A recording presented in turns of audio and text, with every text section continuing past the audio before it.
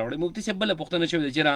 یو کاکا وویل چې را مفتي صاحب ویل چې امام پسې کله تاسو ودرېږئ نو تاسو به څه نه وایئ، تاسو به خاموش ولاړئ. وایي ټیک ده، علاوه د هغې نه کوم چې تسبیحات دي لکه په رکوع کې، په سجده کې، اتحیاتو شکل کې،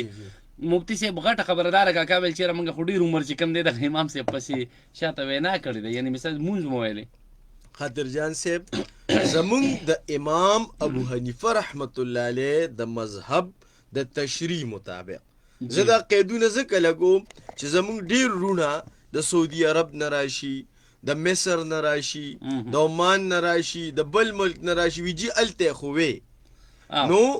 منګه چې کوم دی خپل امام ابو حنیفه النعمان دا پالو کوو، منګه د هغه دینی تشریحات منو. نو د هغې د دینی تشریحاتو په رڼا کې د مقتدي دپاره دا حکم دی چې امام پسې به دی نه فاتحه وی او نه به ورپسې صورت وی، نه به په سري مونځ کې وی او نه به په جهري مونځ کې وی، ځکه چې دا امام د دې مقتدیانو دپاره ضامن دی.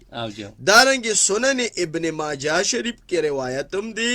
امام ابن ماجه رحمه الله باب قائم کړی دی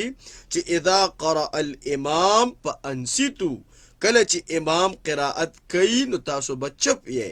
ځکه چې رسول الله صلی الله علیه وسلم فرمایلی دي